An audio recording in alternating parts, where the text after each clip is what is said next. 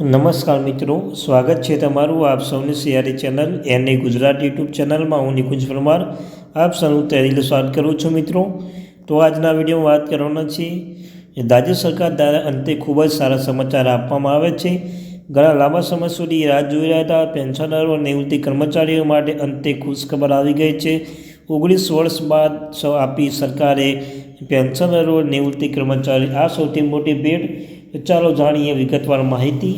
Video શરૂ કરતા પહેલાં ચેનલમાં નવા છો ચેનલ સબસ્ક્રાઈબ કરી લો. તમને ચેનલ પર સરકારી કર્મચારી, નિવૃત્ત કર્મચારી, પેન્શનર બાબતે, તેમના પગાર બાબતે, ડીએ બાબતે, પેન્શન બાબતે, ડીઆરએચઆર અથવા કોઈપણ અપડેટ આવે તો પણ જાણ કરવામાં આવશે.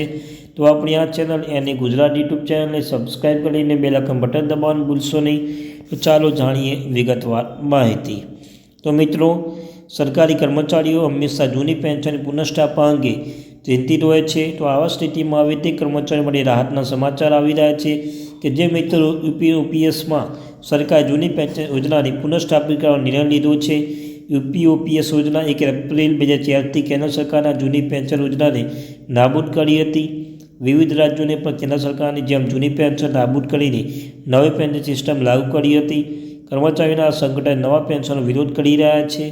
યુપીઓપીએસ સ્કીમ રાજ્ય કર્મચારી સંયુક્ત પરિષદના અધ્યક્ષ જયંત તિવારીએ વડાપ્રધાન નરેન્દ્ર મોદી તેમના ઈમેલ આઈડી પર મેમોરેન્ડમ મોકલ્યું છે, જેમાં જૂનું પેન્શન વિકલ્પ ખોલવાની માગણી કરી છે.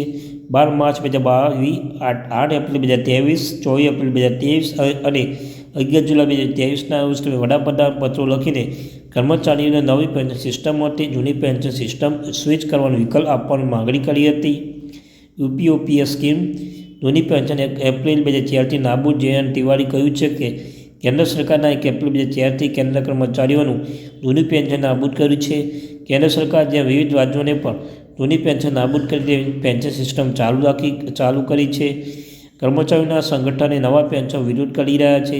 કેટલાક રાજ્યોના કર્મચારીઓનો વિરોધ ધ્યાનમાં રાખીને જૂની પેન્શન પુનઃસ્થાપિત કર્યું છે, પરંતુ તકનીકી સમસ્યા યથાવત છે. જે રાજ્યોમાં જૂનું પેન્શન અપનાવ્યું છે તેમાં એનપીએસ હેઠળ આપવામાં આવેલા યોગદાન હજુ પણ આપવામાં આવ્યું નથી. 2009 સુધી કેન્દ્ર સરકારે અમુક શરતો પર કર્મચારીઓના વિકલ્પો આપ્યા હતા, પરંતુ તે તમામ કર્મચારીઓ માટે ખુલ્લો હોવો જોઈએ. દેશ અને રાજ્યોના કર્મચારીઓને નવી અથવા જૂની પેન્શન યોજના જોડવાની તક મળવી જોઈએ. જે રીતે સરકારે ખાનગી ક્ષેત્રમાં કર્મચારીઓને નવી પેન્શન યોજના જોડવાની તક આપી છે.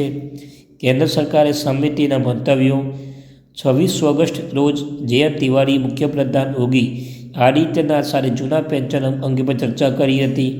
મુખ્યમંત્રીએ કહ્યું કે કેન્દ્ર સરકાર જૂના પેન્શન પુનઃસ્થાપિત કરવા માટે એક સમિતિની રચના કરી છે. સમિતિ રિપોર્ટ આવશે ત્યારે યોગ્ય કાર્યવાહી કરવામાં આવશે.